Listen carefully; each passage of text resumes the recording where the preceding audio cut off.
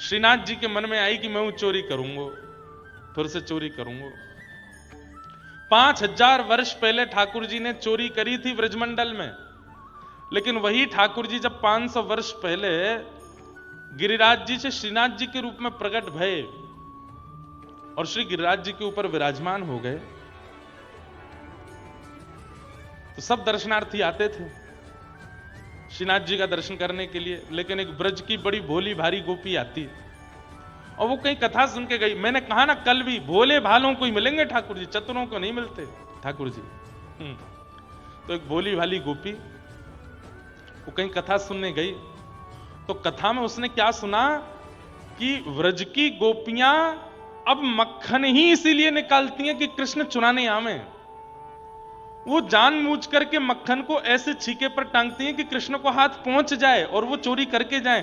संसार को तो ये दिखाती हैं कि हमको बहुत बुरा लगता है कि कृष्ण हमारे यहां चोरी करते हैं, पर जब मक्खन निकालती हैं तो मन में यही भाव रहता है उनके अंदर कि कन्हैया आवे, चोरी करके जावे, तभी हमको सुख मिलेगा। कभी मक्खन निकालते निकालते उसमें केसर पधरा देती हैं, कभी उसमें मिश्री पधरा देती हैं, कभी उसमें सुगंधित गुलाब जल पधरा देती हैं। क्यों? श्याम सुंदर आएंगे, पाएंगे तो उनको सुख मिलेगा। और जब चोरी करके ठाकुर जी चले जाते हैं तो शिकायत करने जाती हैं गोपियां यशोदा मैया के पास। वत्सान मुंचन क्वचित समय क्रोश संजात हास, मैया अपने लाला को समझा लो, बहुत बिगड़ गए ये। यशोदा मैया के सामने जाके इतनी क्रूर बन जाती हैं और घर लौट करके जब आती हैं तो एक दूसरे से कहती आती हैं, अच्छा लगो ना।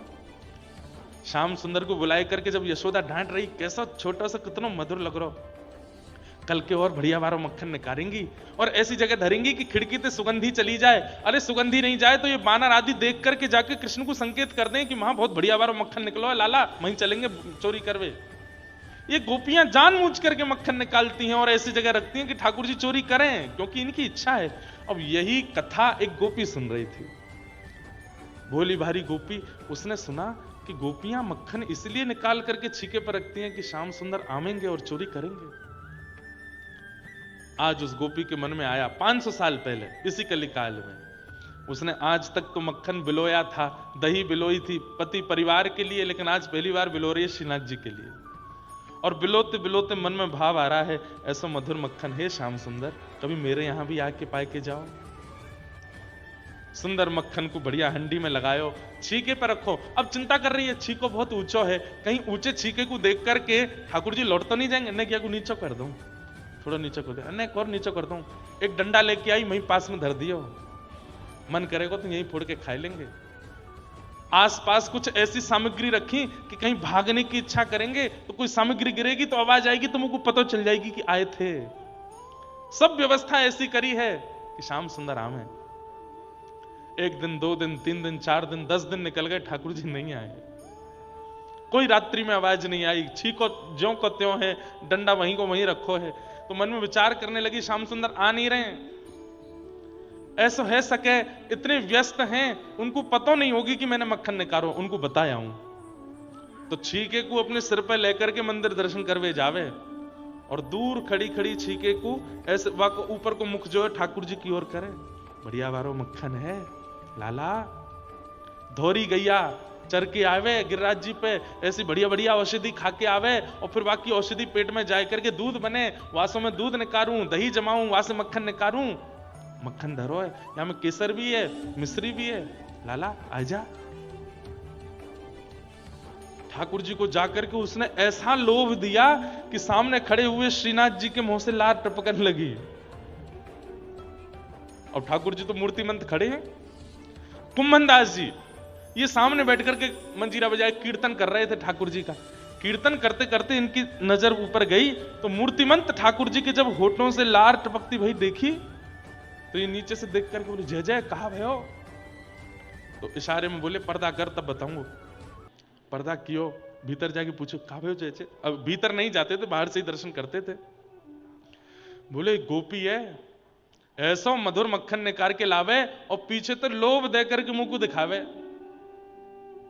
मेरा तो मन है रो बाकी आंखों मक्खन खा लो। अरे कौन सी गोपी मुझको पता बताओ, बात मक्खन मैं ले आऊंगो और हमारी इतनी बड़ी रसोई घर है, यहां बढ़िया मक्खन निकलवाए के भोग लगवाए दूंगो। ठाकुर जी बोले वाह में स्वाद नहीं आवे। अरे कुंभना तेने कभी चोरी को खायो है?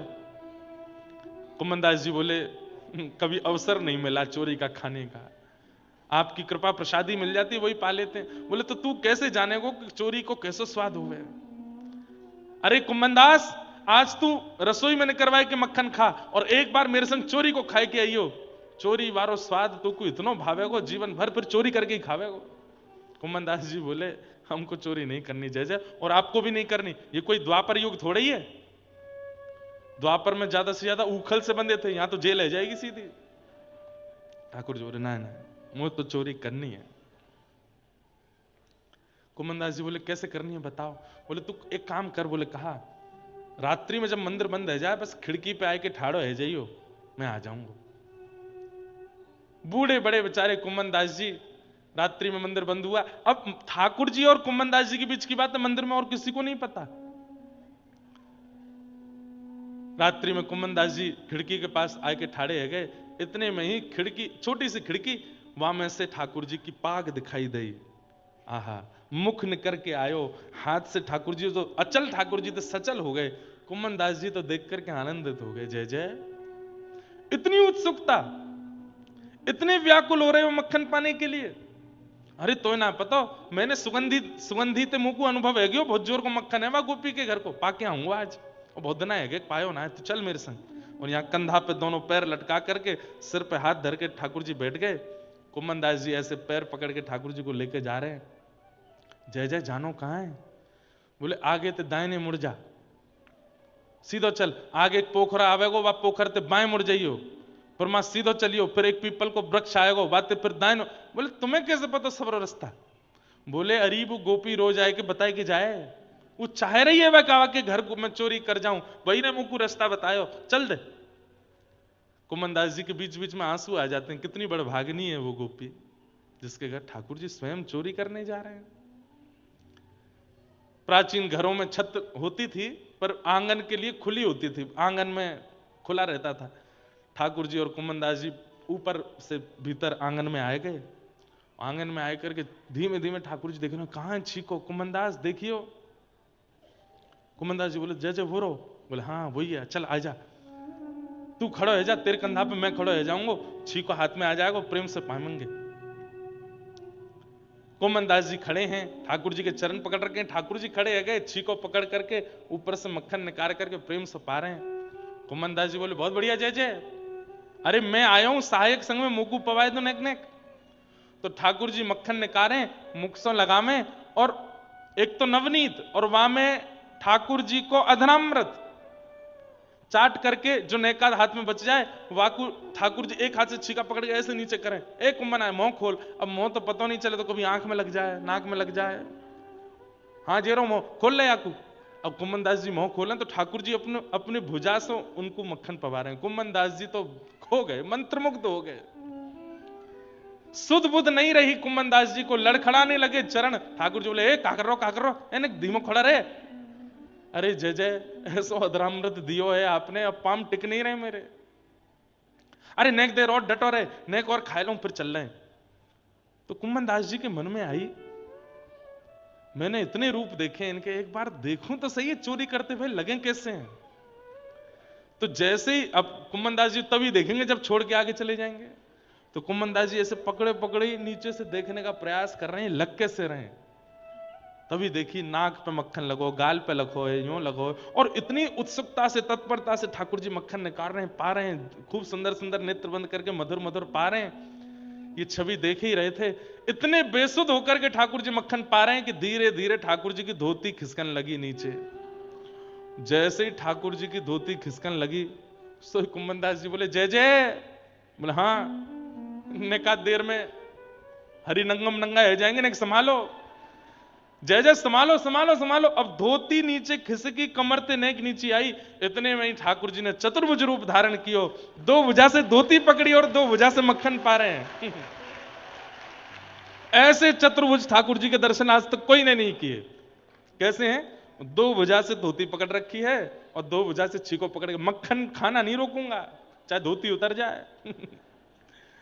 कुम्मनदास जी के नेत्र सजल हो गए और जैसे ही उस छवि को देखा, एक तो अधरामृत मुख में चला गया, तो वैसे ही पाम नहीं ठहर रहे थे। अब चतुर्भुज रूप में ठाकुर जी की ऐसी लीला देखी, मक्खन के प्रति तत्परता देखी, और ऐसे धोती पकड़े ठाकुर जी, तो कुम्मन दास जी तो बेसुध हो गए। और जैसे ही बेसुध होकर के लड़खड़ाए, ठाकुर जी बोले कहा कर रहे हो, एक कुम्मना ने एक संभाल संभाल संभाल। इतने में तो ठाकुर जी हिले और छीके से मटकी नीचे गिरी, जोड़ते फूटी आवाज भई, पूरे घर के लोग उठ गए, चोर चोर चोर चोर चोर चोर।